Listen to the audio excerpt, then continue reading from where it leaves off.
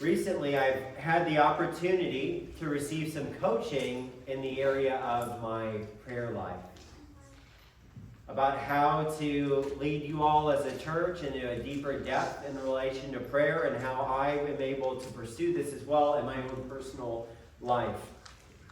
Hopped on Zoom calls, and I've watched videos, and I've done some reading, and I was fascinated recently by a video I watched of a pastor whose name is D. Dukes. I thought, that's easy to remember, and I'll never forget that. Pastor D is up in rural Oregon, and he pastors Jefferson Baptist Church, and then he also is helping start another church on the side that's trying to reach a really rural, untapped part of Oregon with the gospel. This brother is old. He's 74 years old. He looks younger than he is. And all throughout his life, he has a consistent track record of setting goals and working hard in numerous areas of his life. He's a driven hunter and fisherman with big goals to go to coastal salmon fishing trips in Alaska, all the way to trying to become a master gardener, all the way to I want to read 12 chapters of my Bible every day and rehab my muscle car. This brother is driven. He has goals and he works toward them. And he shared in this video that for the last 30 years, he has never missed a morning. He wakes up every single day and prays these commitments that I'm going to read to you today to God in prayer. Every single morning, he commits these words to God and trusts God to allow him to try to accomplish them.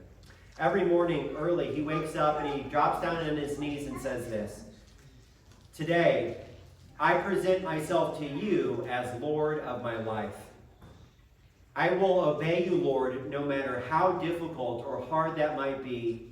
You have purchased me with your blood, and I am your servant. Today, I will read your word. Today, I will be devoted to prayer. Today, I will love my wife just as Christ loves the church. Today, I will be the kind of father to my children and grandchildren that you are to me. Today, I will do my part to build your church here at Jefferson Baptist Church and around the world as you give me opportunity. Today, I will rejoice always. I will not grumble or complain about anything. I will not think or say out loud that I am tired. Today, I will only speak words that give grace to others. Today, I will love those that you sovereignly bring into my life, no matter how difficult they may be to love. Today, I will take every thought captive to obedience to Christ. Today, I will look for opportunities to be a witness for Jesus. I will lift up my eyes and look on the harvest all around me. Today, I will live my life as it were the last day of my life before I stand at the judgment seat of Christ and am rewarded for what I have done with my life." And then finally, every morning for the last 30 years, he committed these prayers to God, saying this: "I can't keep these commitments in my own strength. Would you fill me with your Spirit today and give me your strength to keep these commandments for your glory? Please give me your wisdom today so that I will know exactly what to do and say in every situation you put me in. I love you." Fascinating, out of that entire list, as this video is playing, he was speaking it to a group of people. Out of all of those amazing commitments that he gives before God, there was one that stood out on the list, and someone raised their hand and they said, "Hey, Pastor D, what did you mean when you said, 'Today, I will love those you sovereignly bring into my life, no matter how difficult they might be to love?'" Kind of chuckled to himself, and he looked at the group and the man that raised his hand, and he said, "You wouldn't know it, but I'm an introvert, and there's days where I preach at my church, and as soon as I'm done, I'm trying to make a beeline to my car. I'm making the mental map. Okay, how do I get past this person and this person to get home and just get down and take a nap?" And he said, "For me, realizing I have that propensity to be introverted and not want to interact, and it's taxing to talk to people, he says, every morning that I pray this, and I pray this every morning before I go to church, it reminds me, no matter how long it takes, no matter how hard it is, even if I don't want to talk to someone in the foyer of our church when I'm done preaching, I will talk to every single person that's there. Pastor D's experience, the mental map of how do you get home, how do you get to rest, how do you take a load off after you poured yourself out in ministry, is the challenge that we'll see Jesus navigate this morning. Though Jesus was the Son of God, he was truly man. And at this moment, as Jesus begins to make his way down Mount Aramis, after having just preached the Sermon on the Mount, Jesus is tired and weary. He longs for rest. He wants to get back to a town called Capernaum. And so in Matthew chapter 8, we see Jesus move from concluding his first public preaching event, where thousands have pressed in to hear his truths preached, and Jesus begins to make his way to a beautiful fishing village named Capernaum. Look with me at verses 1 of Matthew chapter 8. It says, when Jesus came down from the mountains, large crowds followed him. Jesus preached throughout his ministry boldly and in power. And this moment, he's preached in such a way where people, thousands of them from all around the region that he was in on the northwestern tip of the Sea of Galilee, have pressed in to come hear his teaching and to watch him heal those who are sick. As he testified the truth of God with boldness, power, and authority, people were captivated and mesmerized by him, as I shared last week, because they recognized he spoke as one with authority. The same power and boldness that Jesus preached with here, that drew in thousands, often left him in his ministry with hardly anyone following him. The crowds that press into him in Matthew chapter 8 will leave him at a later day. And when it's all said and done, near the end of his life, he had no more than just a few people following his ministry. But in this moment, many are pressing in. The crowds are literally thronging toward him and wanting more of what Jesus has. They could not get enough of what he was saying, and they wanted more. And as Jesus has just completed his sermon, in his physical body, he was tired and he was weary, and he began to make his way toward a town called Capernaum. I would invite you to look up this town. I know that Jeremy and Mercedes like to go tropical on vacation. This literally looks like a town somewhere out in the Bahamas, okay, if you go and look at this. It is a gorgeous village. It is a place where you would go to kick up your feet and to relax. And all throughout the ministry of Jesus, there was many points where him and his followers would go to this town to receive refreshing and rest. It was really home base for them in much of their ministry. It was a significant city for all of them. This was the town that Jesus called both Peter, Andrew, and Matthew, the author of this gospel, into the ministry to follow him. So for those three men alone, to go back to this place would have felt like going back home. And in this moment, as they poured themselves day after day into this people, thousands of them, they want to obtain rest from the weariness of their ministry labor. And so they were beginning to head in this way, and it was not only the men that wanted this type of rest, but it was the Son of God himself. And so in Matthew 8, verse 1, Jesus begins to make his way down Mount Aramis and begin the 4-mile walk from the northwestern tip of the Sea of Galilee in a southwest direction toward the town of Capernaum. Jesus may have been so tired he might have been stumbling and not lifting his feet up as I do sometimes, and scuffling his feet and kicking rocks. because his body was just tired. And in this moment, as he's beginning to make his way down the mountain, and as he's beginning on his journey, an unexpected interruption meets him on the path. Jesus had begun to go to Capernaum, but on the way there, he is interrupted by a man covered, and his body is gripped by leprosy, and he begins to beg for healing from Jesus. Look with me at verse 2 of Matthew chapter 8. It says, Jesus began down the mountain, large crowds followed him, and it says, a leper came to him, and when he saw Jesus, he literally bowed down before him on his knees and fell prostrate before him and said, Lord, if you are willing, you can make me clean.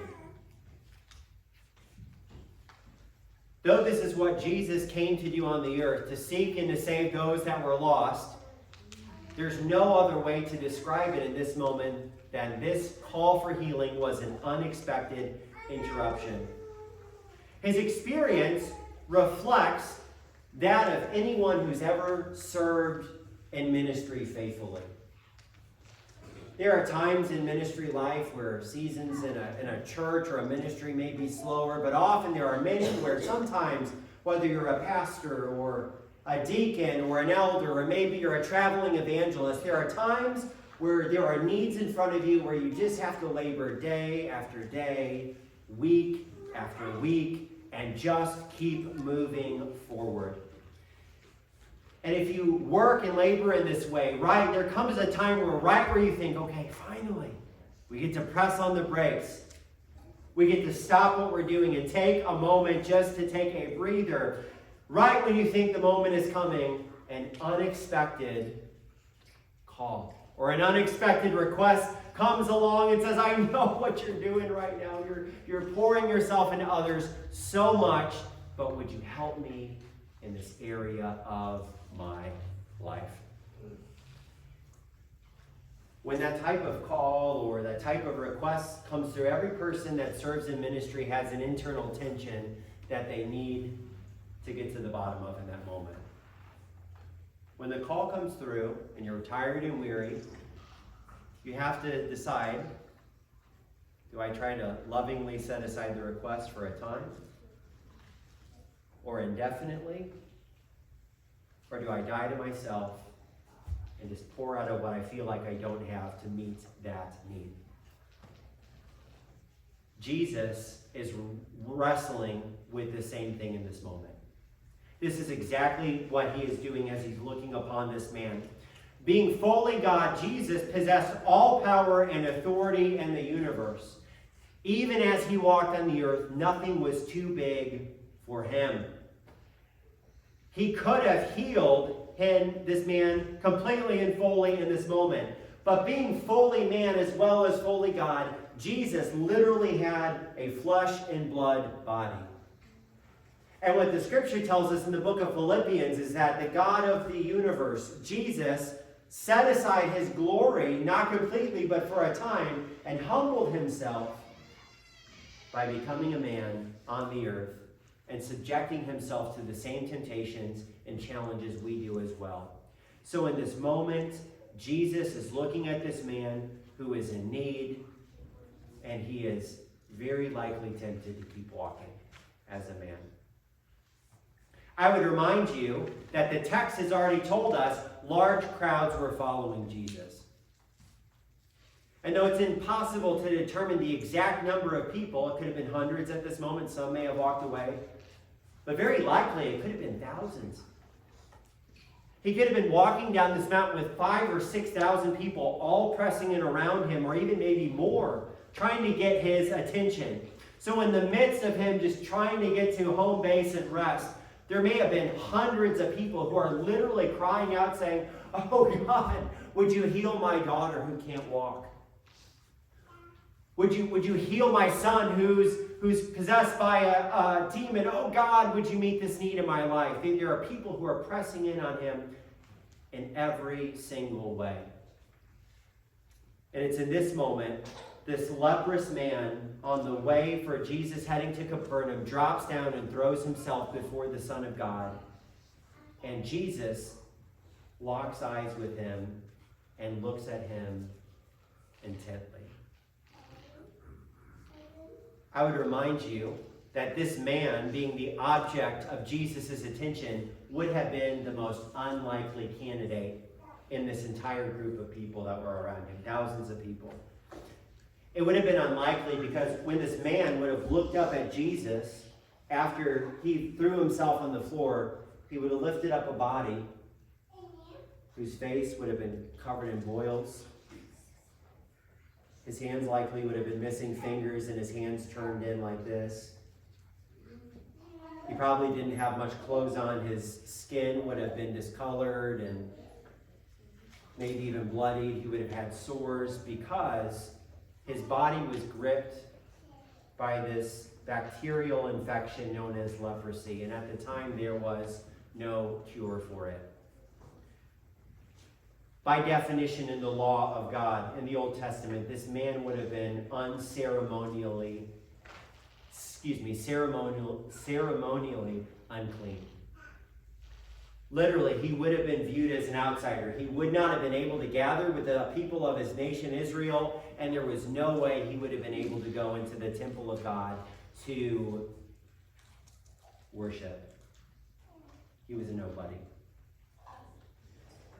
And for him to throw down himself in front of one who was a rabbi, literally a teacher of the law, would have been considered by everyone around Jesus to literally be beneath him. People would have maybe even seen Jesus looking at him and thinking, well, why are you wasting your time with this guy? It's beneath you to even look in his very direction. And for this leprous man to throw himself down before Christ, it was an act of desperation on his part. He had nowhere else to turn in this moment. And through his actions of how he threw himself down and the words that we just read for you, it would be like him literally just throwing himself down and saying, "Teacher, I believe in you. You're the only one who can transform this broken body. I desperately want you to heal me because I know you have the power to do it." What will Jesus do?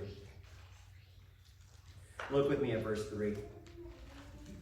Jesus stretched out his hand and touched him, saying, "I am willing, be cleansed." And immediately his leprosy was clean. In the midst of an unexpected and maybe unwanted interruption, Jesus chooses, rather than to pass by this overlooked and unwanted man, and heal him. A man who is desperately in need of having his leprosy removed. Christ looked upon this man, even though many thought it was beneath him, and understood his need. He understood the pressure of the culture around him, of those who looked upon him, not wanting him to address the problem, and he understood the weariness of his own body in this moment, and yet he chose to heal him anyway. And as this man was displayed before Jesus, to both the surprise and even the horror of everyone who looked down at this moment, Jesus literally reached out his hand to touch him. And as Jesus extended his hand, I bet there were many in the crowd who even gasped audibly. He's doing it. He's touching an unclean man. The people were in horror because they recognized anyone who touched someone with leprosy in that time would likely get it themselves. And they would become an outcast and an exile. He was putting himself at risk of getting this same infection, but despite the risk, he extended his hand of grace. And in the midst of this man pleading, Jesus spoke over his broken body these life-giving words, "Yes, I want you to be healed. Be cleansed in the name of God." And as these words were declared by Christ, the people who gasped when they first saw him reach his hand might have literally fell back and were just taken back, because when Jesus touched this man's body, they would have literally watched the boils on his face begin to recede. They would have seen the sores begin to remove from his body. They would have seen his discolored skin come back to its normal pigmentation. They would have seen his hands literally begin to have his fingers restored, and these hands that were broken and shaking and turned in would have received their strength again. He was made clean and he was made whole in a moment. The leprosy that had gripped his body for years was healed, and it left him. So the question becomes, if hundreds of people were shouting out to Jesus, asking for healing, why did Jesus heal the most unexpected man in the entire crowd? Why did he choose this man to make the first significant healing miracle in his entire ministry in the book of Matthew? And the answer is, he delighted in this man's submission to him. Jesus delighted in this man throwing himself down in homage before him, not because it gave him a boost of confidence or an ego trip. He didn't need it. No, he delighted in the submission of this man because this man, in the way he spoke to him and threw himself down before Jesus, evidenced to God that he had saving faith.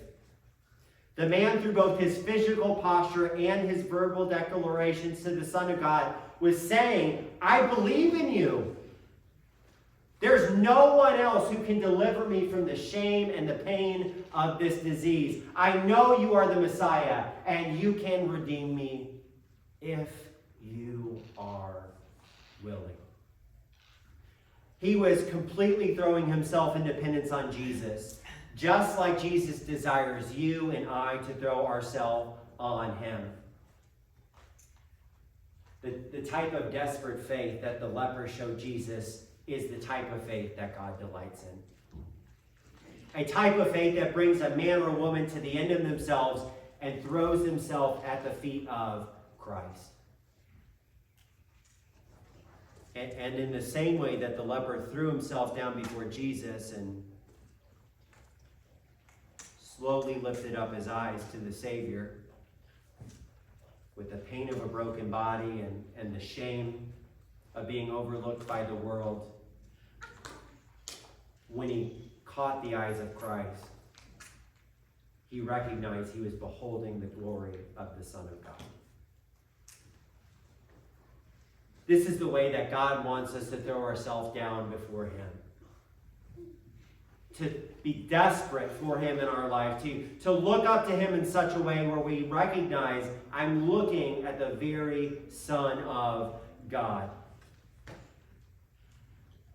And when Jesus captures our attention in that way, the shame and the vulnerability that it may take to put ourselves in a position like that before God is completely removed from us, just like the leper. The one who possesses all power and authority, Jesus, is the one who transformed this man from the inside out. Jesus healed him internally before he healed him externally. Jesus heals often in the same way today. He begins and internally heals us always when we call upon him in faith. And there are moments and times that he chooses to extend beyond the internal to the external and heal physically as well. This is exactly what happened to the man in Matthew 8, verses 1 to 3. Look at what verse 4 teaches us. And Jesus said to him, "See that you tell no one, but go, show yourself to the priest and present the offering that Moses commanded as a testimony to them." And so as Jesus is headed down Mount Aramis, he experienced an unexpected interruption in his journey. He healed the man that needed his touch desperately. And then verse 4 shows us the very response of God that everything in these verses hang on. Jesus commands the healed man to get up and to honor the law of God, and sends him on his way. And after he sends him, Jesus begins to make his way to Capernaum. The most significant verse of these 4 verses is Matthew chapter 8, verse 4. It is not the conclusion of his first public crusade, I'll call it, where he's had thousands of people desperately hanging on every word that he's preaching, saying, I want more of what you have, teach me. That's not the most significant part of these verses. The most significant part is not that he went and he healed a man in a miraculous way that everyone who saw it would have thought to be impossible. As fantastic and as amazing as it was, the most important verse of these 4 is the response of Christ to the healing of the leprous man and what he calls him to do once he heals his body. He tells him, go and honor the law of Moses. Matthew, the author of this gospel, who was called into ministry in the town of Capernaum, where they were heading, in Matthew 8, 1-4, wrote this gospel to try to reach a Jewish audience, the people of his national heritage. This is not an objective record of history, though it talks about objective historical events. The intention of Matthew writing this letter to his national people was to convince them Jesus is the Messiah, who we've waited for all this time. He is the one in which we should place our hope. There is not coming another. And as Jesus in Matthew 8, verse 4, tells this man who is just miraculously healed in the midst of all these people, see that you tell no one. He was commanding this man not to reveal his true identity as being the Messiah to a people who had received this news at a later date. Instead, he was pointing them to a greater reality. Jesus commanded the healed man to go show himself to the priest of the temple and present the offering that Moses had commanded Jewish men and women to follow in the law of God. And he said, when you go and worship in the temple this way, it will be a testimony to everyone around you without you even opening your mouth. The testimony would be when this formerly leprous man, who was once deemed unclean by the law of God, but was now clean in the sight of the law, walked into the temple to present an offering, the priest who literally watched him walk through the doors would have been in shock. These were likely the same men who had inspected his body years before and said, don't ever come back here again. You're unclean. Go. These men would have seen a miracle have happened in their midst. He was no longer an outsider, but was now a part of the covenant family of God. And if we hold the truth of Matthew 8:4 in tension with Matthew 8:1, it literally opens our eyes to the truth of these verses in a way that the original audience that Matthew wrote this letter to would have understood. When Jesus came down Mount Aramis, after he had concluded his Sermon on the Mount, as he was heading to Capernaum, all of the people that watched him walk down the mount would have looked upon him and they would have thought of Moses. They would have thought of the man of God who literally scaled up Mount Sinai and dwelt in the very presence of God. And as God sketched his law on the tablets for him to take back down the mountain to reveal to the nation of Israel, they would have seen Jesus coming down the mountain and viewing him like he was Moses coming down with the very law of God. They would have seen him go up Mount Aramis and preach that he was the fulfillment of the law and that he was bringing and ushering in a new kingdom. And when they watched him walk down, they would have realized one who is greater than Moses is in our midst, to those who had believed his words. And to those who received them, they recognized that when he came down, he was changing the world around them unlike anything they had ever seen before. Think about it. In Matthew chapter 8, verses 1, when Jesus walked down the mount after concluding his sermon, the leprous man who was walking to meet him and knew he was coming down, to that man, the doors of the temple of God were closed and barred forever. He could not get in. But by Matthew 8:4, when Jesus healed his body completely, the doors of the temple broke open for the same man because he had been healed by Christ.